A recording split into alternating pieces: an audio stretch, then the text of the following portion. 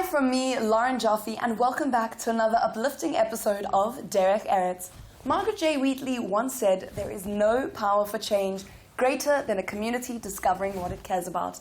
Community upliftment is about raising the conditions and spirit of those around one. Rabbi David Weinberg elaborates further.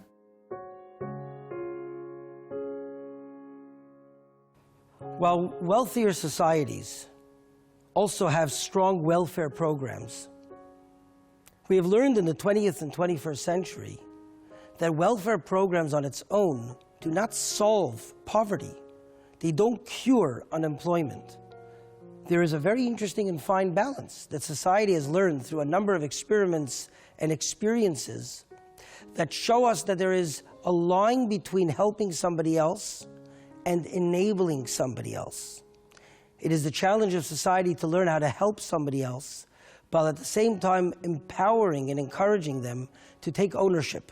This isn't simply in order to be able to afford the welfare state. It's in order to give the beneficiary, the recipient, dignity and happiness. We are not happier when we simply receive. We are happier when we are productive. It is the natural and healthy state of a human being.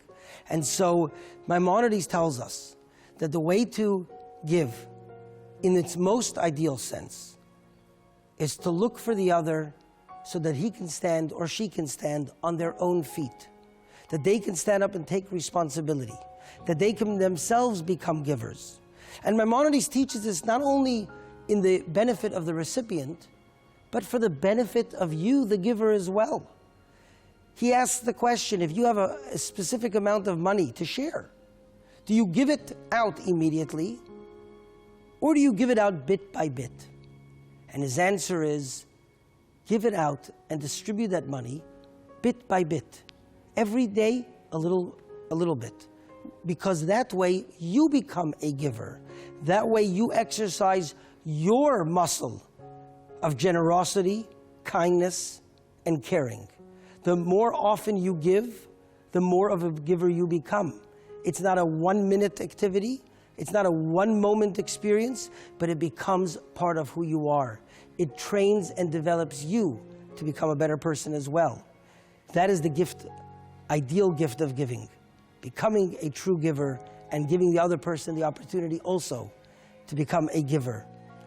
I heard the story from Joseph Telushkin, a well-known Jewish author and personality, that his father served as the accountant for the Lubavitcher Rebbe of blessed memory. After a particularly serious health issue where the accountant was confined to the hospital, an accounting question arose in the office of the Rebbe. His response to the secretaries was, "Ask Mr. Telushkin." His son Joseph was flabbergasted. Where was the Rebbe's sensitivity? His father was lying after a stroke, who didn't have the ability to speak very well. He was infirm and in a hospital bed. Why bother him with this question? But when the secretary came, spoke to the patient accountant and asked him the question, the accountant looked puzzled and very quickly was able to give the answer. It wasn't a complicated question. And that's when Joseph realized that the Rebbe was showing ingenious sensitivity. Here's a man lying infirm, not knowing about his future. Can he be productive? Does he have a future? And suddenly here he is, helping one of the great personalities of Judaism with one of their questions, an accounting question, something he could help, something he could assist, something he could support from his hospital bed. The relief, the strength that this gave his father taught him a lesson in sensitivity and a lesson in giving. Giving is not simply handing something over to somebody else. It's empowering them to feel responsible, to feel productive, and in that way, they become givers themselves.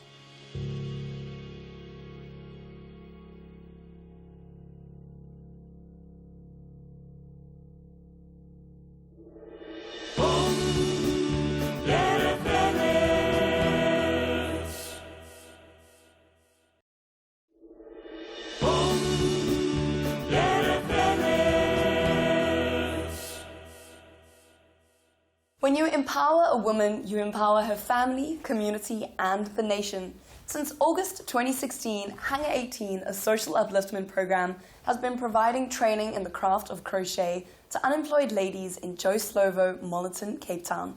Since inception, over 60 ladies have been empowered and have since moved on to full-time employment. The core objectives of the project are to upskill, empower and uplift, all within an environment focused on increased self-worth whilst maintaining environment sustainability. A friend of mine called me that works in this business park, and he said we need a coffee shop, and I've got a little bit of a history of coffee shop in my past, and we came to look at the venue, and because it was so big, we realized we wouldn't have the funding to kit out the whole place as a coffee shop. So we decided this was the opportunity for us to be able to do what's always been a passion, which is to give back to the community. And with Joe Slovo Park being directly beside us, this was the perfect community for us to start with. And so we divided the space. The ladies are on the one side and the coffee shop's on the other side, and it's a very unique experience to come to Hangar 18 and have a coffee or a breakfast, because you get to interact with these phenomenal women that are so uplifting in themselves to us, and see what it's all about and watch this creativity going on. At the beginning, my interaction with the ladies was teaching them how to make the mats. If they didn't know how to crochet, teaching them how to crochet. And you know, it just grew into what it has become, and it's more like being with a family. They are our family. When I came here, I met my friend Noria. She introduced me here. After that, I came here because I was not doing anything at home. I came here, I started crocheting with the pranks, plastic. I made a bag that was nice to my gogo. Then she told me to start making mats. When I came here, I make a first mat that was not right. Then she told me that that mat was not right. Yeah, then after a week, I found that myself I was making a very good mat. Because this is a business, quality is vitally important. And I always used to do the quality control myself, trained our supervisors to do it. They do it on a daily basis. They've got a special book that they write in. Anything that has flaws, they either hand it back and say fix, or they reject the mat outright. And the girls know that we pay for the finished product, and it's got to be good. We started off making the mats, the bath mats, they're 80 by 50 centimeters with the t-shirt yarn. And over time we realized that there's a need for, or that we had the capacity to introduce other products.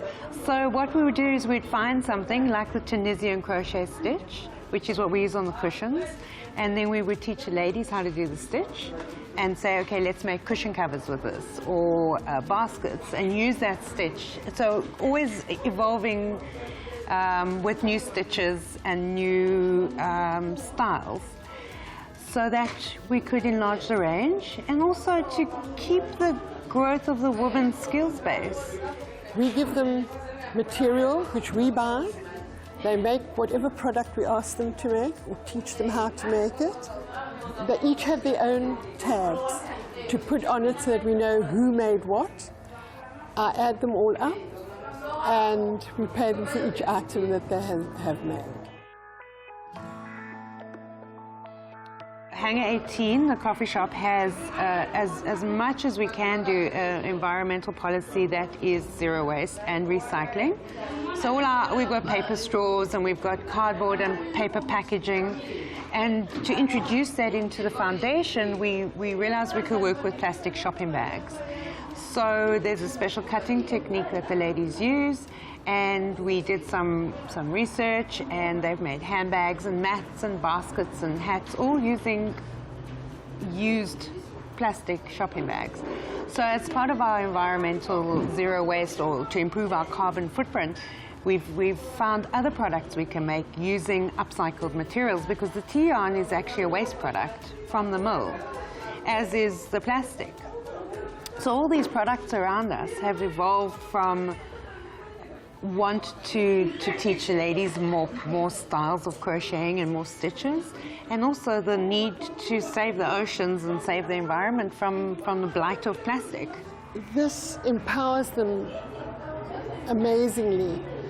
Number one, because it gives them an amazing confidence, and they have control of their own lives. They're earning. Their children are going to creche because they're earning enough money to put the children in creche. It's a marvelous thing, and they go into Slovo, and people say, what do you do? And they tell them, and they say, but we're looking for work. They say, come. And that's how it all comes about. Anzanga waso nawonso amakhala osangalala ndi mmene tikugwirira nawo ntchito panopa. Nawonso amatha kuthandizikira vuto lina lililonse limene amatha kusolva zimene angapange pakhomo pa amatha kusolva ma problems. When we go into the ladies' homes and into the streets of Joe Slovo, there's a community spirit there that I don't feel in my suburb. And what my mom and I always say is that even though we're an upliftment program, actually the ladies uplift us. And it's hard in there. It's a hard life. But they arrive here every day, smiling and laughing, and they uplift us. And it's quite phenomenal, and it's quite heartwarming. As for me, it has been changing my life, because at home I was not doing anything. When I came here, I started crocheting and getting something on Friday, buying something at my home, fruit, paying rent, and sending my money to my child at Malawi. Yeah. This has done so much for me. I had actually gone into retirement, and I had been retired for about 6 years. And I came out and I've got a whole new life. They have introduced me into a whole new life, a whole new way of looking at life. They are just, I am very honored to be doing what I'm doing. I never in my wildest dreams knew that this would evolve into what it has. And I'm so glad I'm part of it. It made me younger, it's renewed me. It really has. The Derech Eretz of H18 Foundation is integrity. Everything we do is, if we can, with integrity. Being human, we do err sometimes, I'm sure, but it's from our hearts, it's with passion. What we say, we do. And the integrity is based in love and in the desire to help and the passion to make sure that other people are able to enjoy their lives. So our core ethos is maintaining integrity through love for what we do and for love for the women that we help and their children, to ensure that we can just uplift as many people as possible.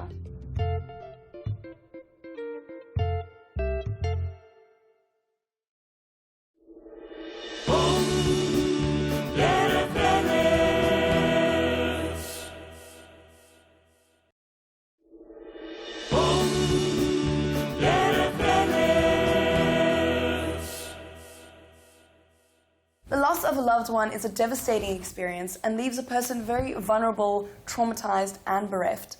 This is a time in one's life when an organization such as Nechama provides the support so often needed in these difficult times.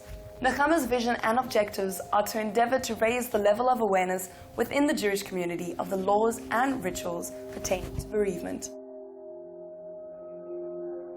Nechama is a Hebrew word which means comfort.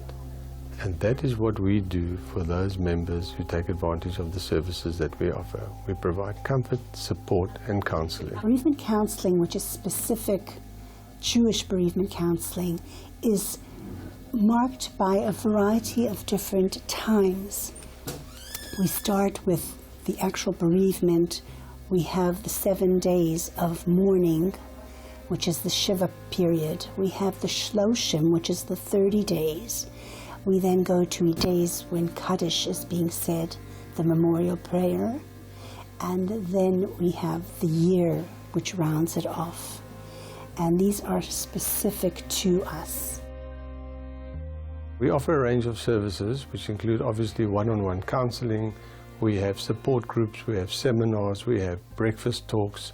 We have a wide range of services that we offer the community, both those that have been bereaved and those of the general community, and not only of the Jewish faith, in order to raise the profile of Nechama and to make sure people are aware of what we do, how we do it, and then make themselves available, if need be, in order to take advantage of all that we do offer for those members.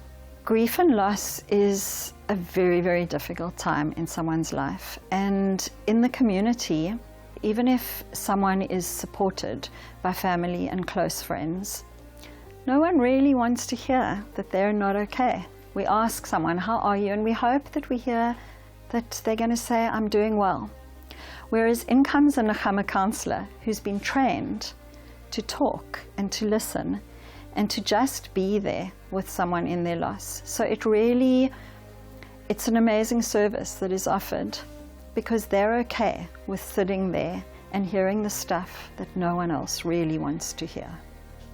Our counselors are Jewish, of the Jewish faith, and what is important about that is that these time-honored rituals are part of our clients' lives.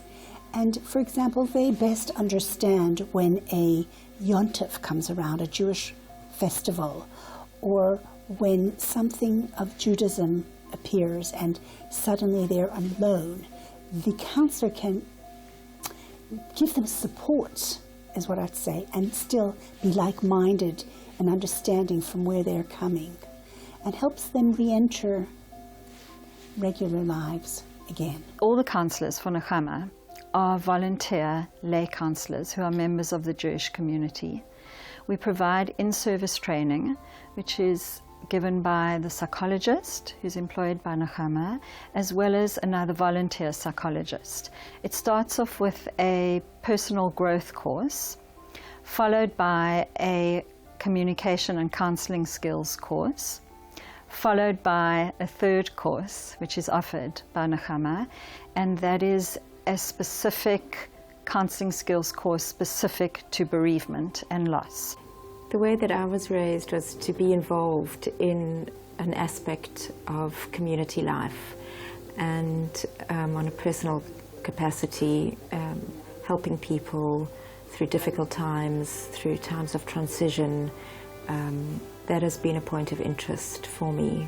Not everybody has the patience to hear about your loss. Not everybody has the capacity to hold your space for you as you're going through such a difficult transition in life. That's something that I feel that I am able to do. And so when it comes to finding a place to volunteer in our community, this was the obvious choice for me. It's not an automatic process to become a counsellor after these courses. The candidates have to be screened by a selection committee, which is made up of myself and the two psychologists involved. And it's a long process. It can be almost a 2-year process to be trained to be a Nechama counsellor. And then the training is ongoing because they are supervised by myself, a social worker, and by a psychologist. And they have in-service training through the supervision and through the discussion of cases. And from time to time also some workshops and training are provided by Nechama to the counsellors. We've recently gone into palliative care counseling. Palliative care counseling, or critical care, is dealing with illnesses of a critical nature. And we've trained our counselors for up to a 10-week course with Fran Tong, very involved in the St. Luke's system. And our counselors have taken this, and it's a different type of counseling. It's comfort counseling as well. And it's counseling for not only the ill person themselves, and at times you can't even because they may be too ill. It is more about counseling or comforting or being involved with the extended family. It's sometimes difficult for them to separate themselves from the ill person, and just that separation needs a lot of discussion, etc. Outreach is one of the lesser known areas of the work that Nechama does. Our counselors have done outreach work over the years. We've been in Delft, and we've brought people from the townships to us, where we do care for the caregiver workshops and a variety of other workshops, so that we could give them and we empower them the ability to go back to their concerns, to their organizations, and assist the people that they work with there. One of the most recent ones we've done is Care for the Caregiver, to assist and burnout workshop for the Atlantic Hope, where the babies, the orphaned babies, are housed. And we've worked with some of their caregivers. And it's a very rewarding kind of work. And we're very pleased that we can be part of a bigger and wider community and assist people in that way. We get funds from the Cape Jewish Welfare Organization, although we are the smallest of the 7 welfare organizations. It is vitally important for the Jewish community of Cape Town to have Nechama as an organization, because if you had to add up the number of hours that our facilitators and counselors spend, and supervisors for that matter, spend with the people that take advantage of the service that we offer, it would come to a lot more money than that which we're getting from the community and from the Cape Jewish Welfare Council as well. Nechama is a volunteer-based organization, and we are here to help people through their bereavements, comforting them, counseling them, and assisting them to re-enter a full life. Our vision is that we will continue to do this, and we will continue to do it with skilled and caring volunteer counselors that are fully supervised and understand confidentiality is a very important factor here. And our vision is that we will just do this as best as we can to offer this service to the community, to the Jewish community at large. American author Coretta Scott King once said, "The greatness of a community is most accurately measured by the compassionate actions of its members." We would love you to be a part of the conversation, so share your views and stories on our Facebook page at Derech Eretz Connect. From me, Lauren Jaffe, and the Derech Eretz team, remember, alone we can do so little, together we can do so much.